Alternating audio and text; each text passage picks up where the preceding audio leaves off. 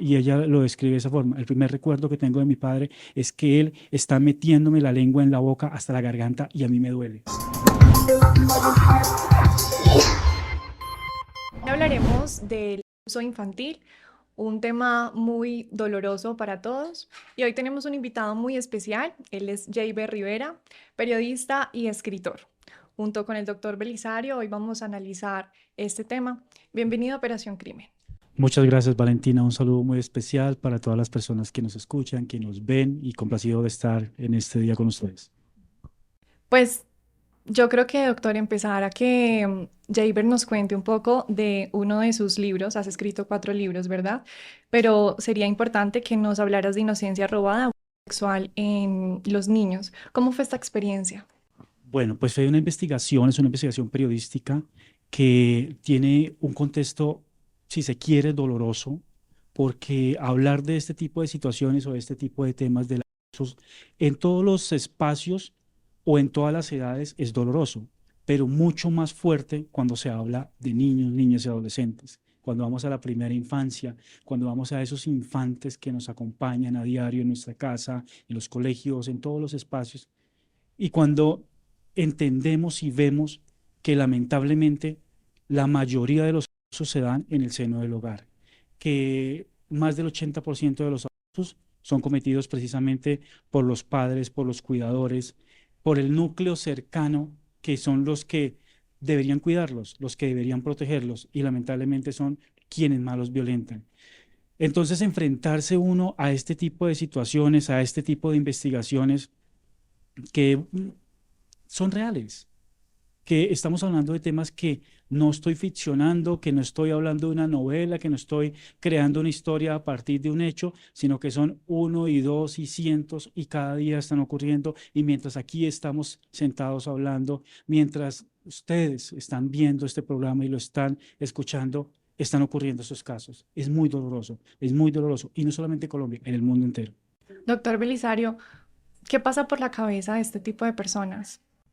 Muchas cosas y uno de los diferenciadores entre quienes son agresores sexuales de menores de edad y quienes no lo somos son las distorsiones cognitivas. Es decir, es una manera particular, mórbida, si lo queremos denominar de esa forma, en que el agresor piensa con respecto a la víctima. El agresor cree, por ejemplo, que la víctima necesita ser tocada o que hacerle tocamientos a un menor de edad no le va a generar un daño emocional o psicológico irreparable, o que por ser cercano a la víctima, así como muy bien Jaber lo manifestaba, por ser su padre, abuelo, cuidador, tío, eh, tiene el derecho, la responsabilidad de enseñarle sobre sexualidad al menor.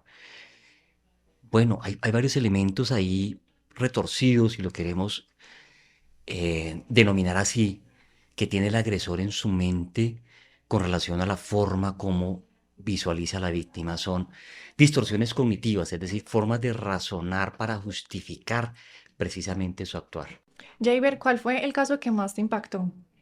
Bueno, el libro tiene 4 casos, 4 historias, tres de mujeres y una de un hombre, pero hay una historia que yo titulé desde el vientre. Digamos que todas son impactantes, todas son dolorosas, tienen un contexto muy fuerte, pero hay una precisamente esa que señalo, y es que esta niña fue abusada estando en la cuna aún por su padre, pero ella nació también de abuso. Su madre fue siendo menor de edad también.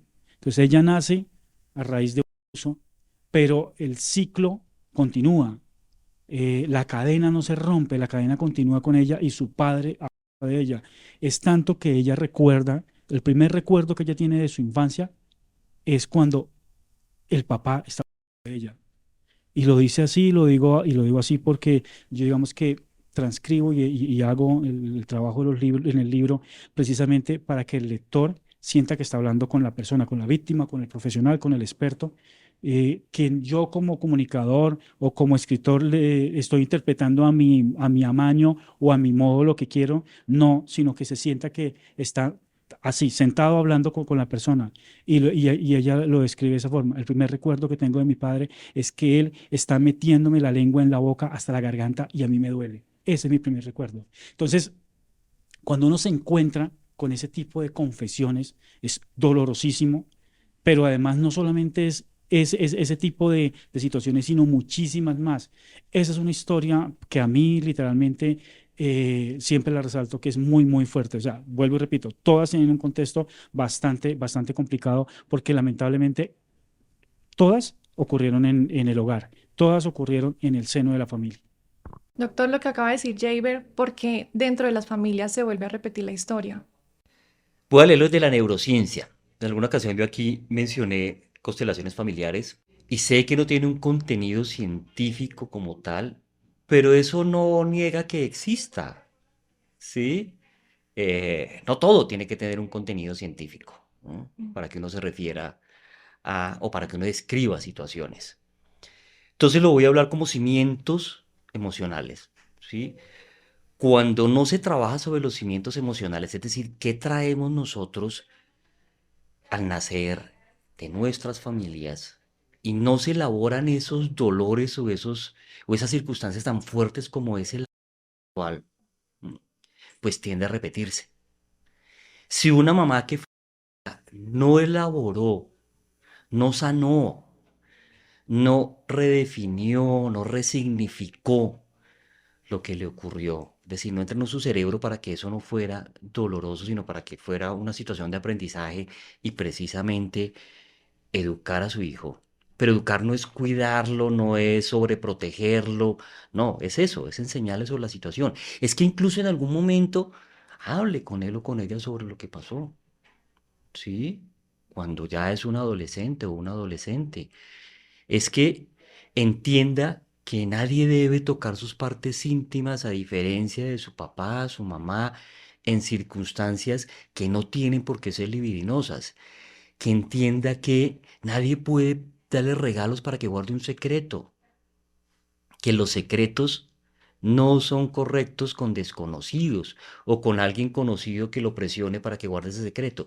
Si no se trabaja en esas circunstancias, las conductas tienden a repetirse. Y creo que esa casuística que nos habla Jaber, que nos menciona, pues está dando cuenta precisamente de eso.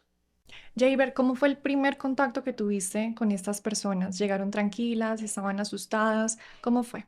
Pues digamos que yo había hecho un trabajo previo, por llamarlo de esa forma, de hablar con ellos por teléfono, de contarles el proyecto, de decirles en qué consistía la investigación. Y un tema que yo siempre he manifestado y que siempre he tratado de mantener, y es que es no revictimizar, porque es que es muy fácil nosotros como comunicadores dentro del proceso investigativo y dentro del momento de querer que me cuenten, que me digan, que me expresen las cosas y revictimizar nuevamente a las personas. Pero hay dos cosas y en ese sentido, cuando te empiezan a narrar y te empiezan a contar algo, también están aplicando un proceso terapéutico y que el doc me puede ayudar también en ese proceso, porque es que, como decía Freud, la cebolla se debe empezar a quitar lo malo para encontrar lo bueno.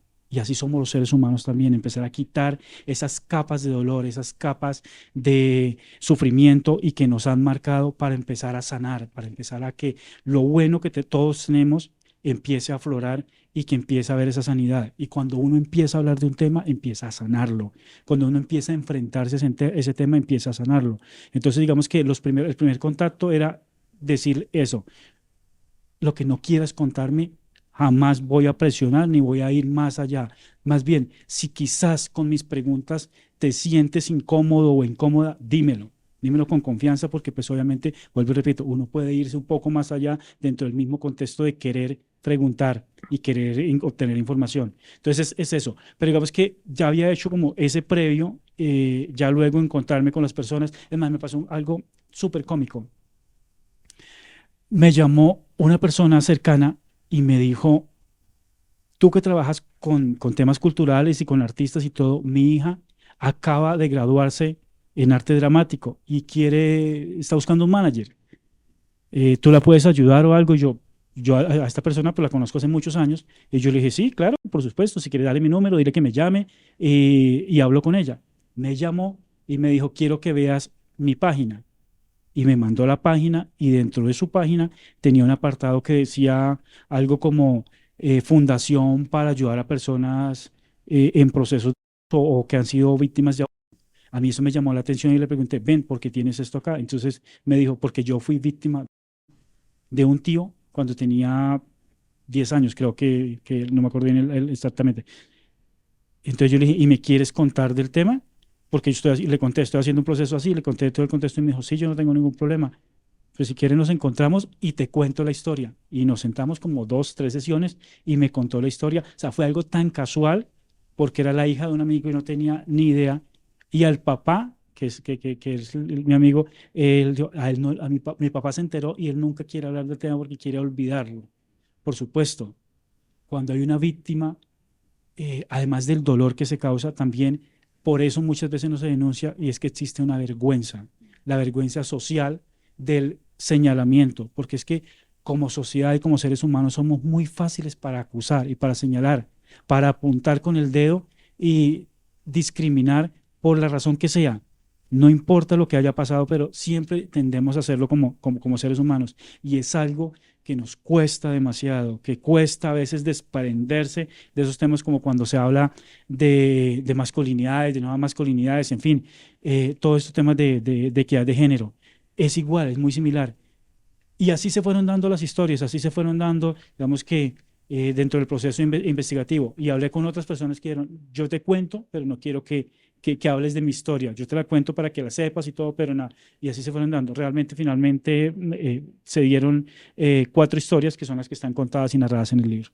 Doctor, Bueno, aquí hay varias cosas interesantes que ha dicho Jaber y es, la primera, sí es importante un tema de catarsis, que es básicamente eso, de que el abuso sexual, cuando alguien ha sido víctima, eso sea hombre o mujer, porque hoy día también hay muchos niños víctimas de eso, debe hablarlo, debe comunicarlo. A eso me refiero yo con resignificar, ¿sí? Debe darle un sentido a ese dolor que sufrió, porque eso puede ser parte precisamente de su proceso de sanación. Fíjate, por ejemplo, que en los Estados Unidos es muy común encontrar ONGs de personas que han sido víctimas de abuso y que ayudan a otros en su tema de abuso. Acá es muy difícil encontrar ese tipo de fundaciones. No es común encontrar en Colombia mujeres o hombres que hayan sido víctimas de abuso sexual y que generen fundaciones para ayudar a otras víctimas de abuso sexual. Esto es muy común en países como Estados Unidos, donde hay ONGs que trabajan contra todo tipo de maltrato, de abuso, en especial de agresión sexual.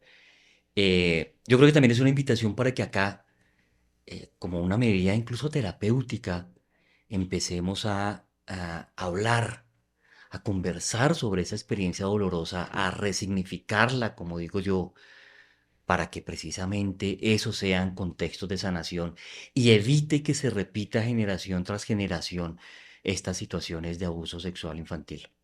Doc, usted hablaba hace un momento precisamente de un tema también sobre los hombres que también están hablando ya. Y es que es un tema también que se ha dado durante muchos temas y durante muchos años. Y es que los hombres en mayor proporción, por supuesto, las cifras dicen que son las menos hablados, pero también los que menos hablan, los que menos denuncian, por el mismo machismo y el mismo miedo al señalamiento. Y sobre todo se ha venido dando el tema de la denuncia por parte de los hombres.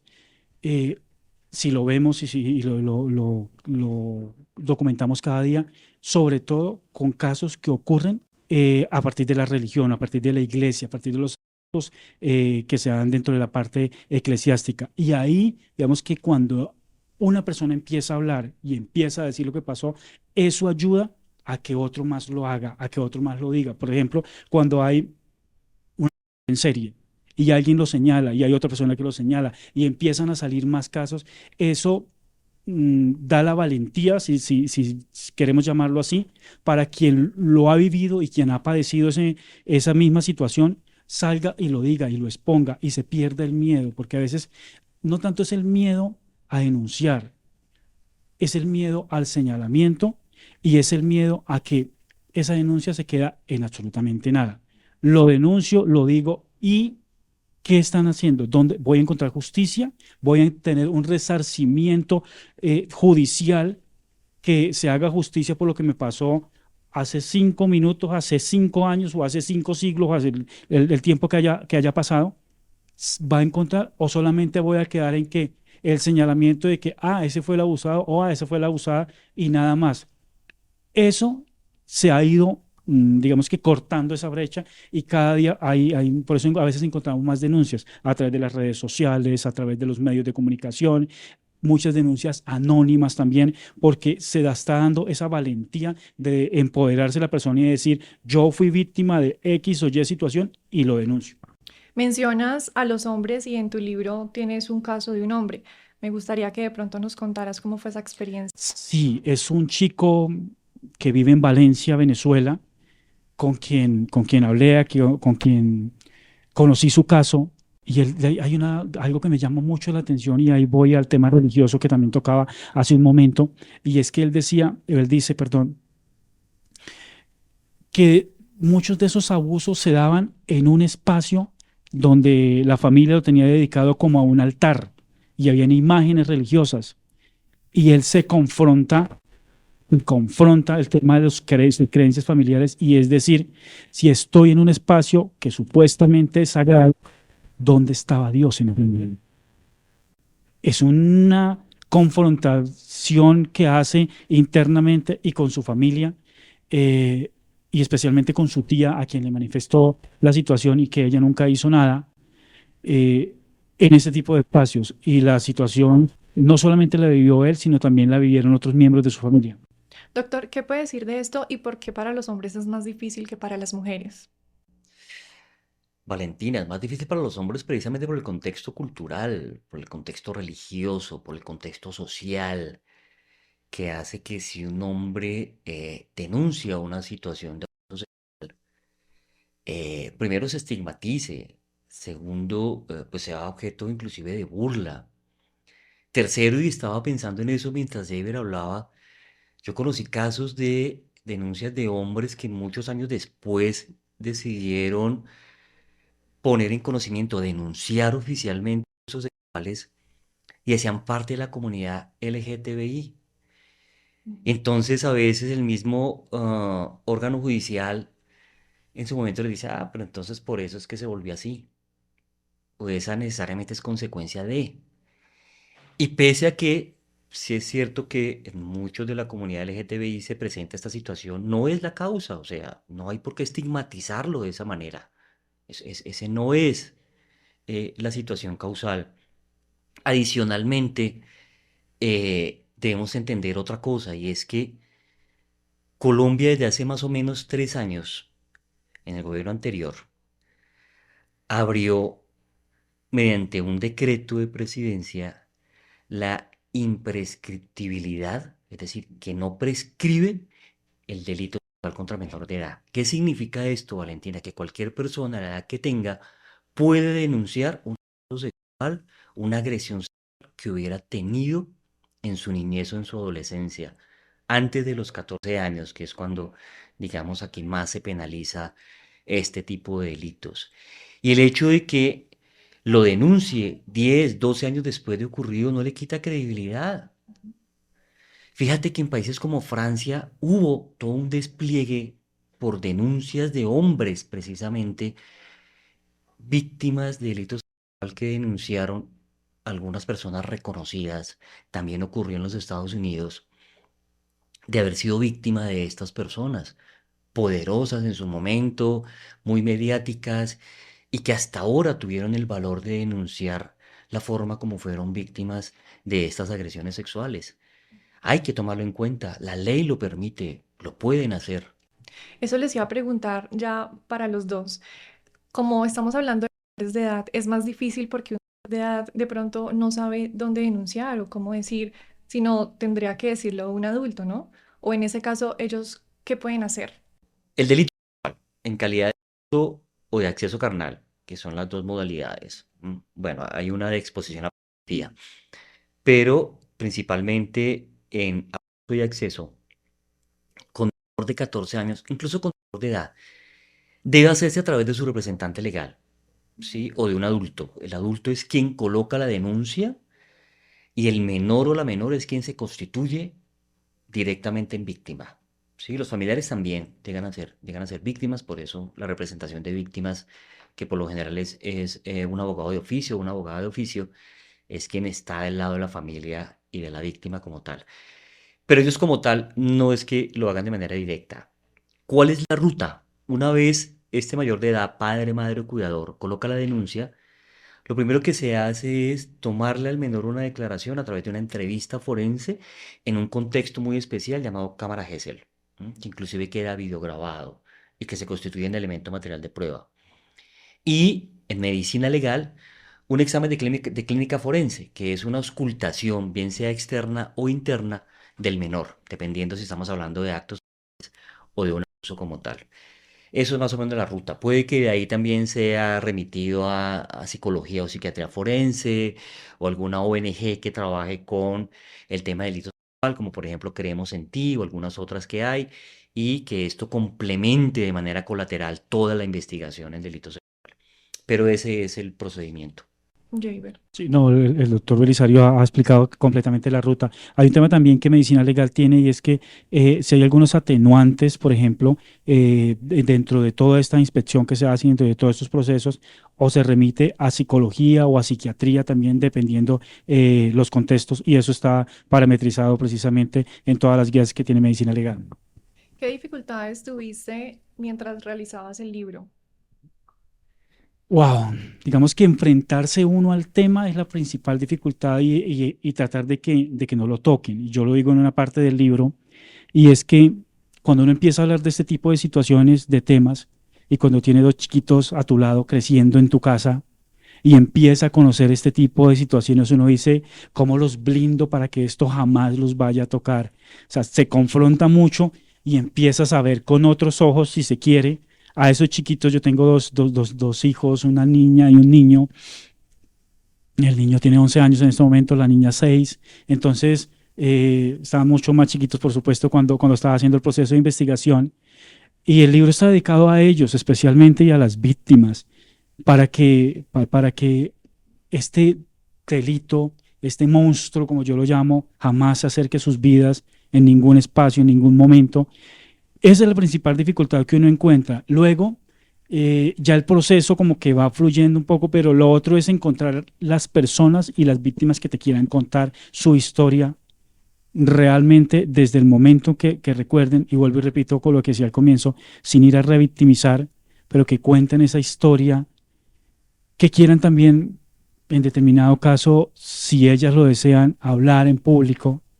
Y algunos de ellos me dijeron, si quieres que hablemos en público, en algún evento, en alguna charla o algo, lo podemos hacer porque quiero seguir hablando de este tema, no solo para sanar, sino también para que otras personas también se sientan identificadas, denuncien, y sientan que hay una salida, que se puede salir, que aunque se siga luchando por dentro y mentalmente con lo que viví, aún hay una luz al final, y hay personas buenas en el mundo que nos ayudan y que pueden estar ahí, que no todos los que se acercan para hacerme daño, que no todas las personas del género que me hicieron daño son así.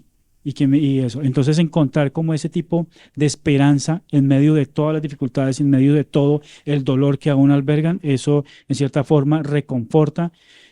Y finalmente, yo he sentido también, y es que a partir de estos trabajos es poder sembrar una semilla, yo siempre lo he dicho, es sembrar una semillita de prevención, de poder contarle a la sociedad, mira, esto que está pasando es real, esto ocurre y pasa así y así, y cómo podemos prevenirlo, y cómo podemos denunciarlo, y qué se debe hacer en las instituciones educativas, en las instituciones de salud, porque también tiene que haber una preparación, por ejemplo, a los médicos y enfermeras cuando llegan personas a los servicios de salud por urgencias especialmente que han sido o acaban de ser abusadas, tiene que haber un protocolo y se tienen que preparar precisamente los médicos y enfermeras. Y no hablo únicamente de las grandes ciudades, hablo sobre todo en las pequeñas ciudades, en las provincias donde los servicios y el acceso a la salud y el acceso a los servicios de justicia no son iguales que las grandes ciudades, y a veces es o muy lejos, muy lejanos, a veces porque también ocurren en zonas rurales. Entonces el acceso desde la zona rural a la zona urbana donde hay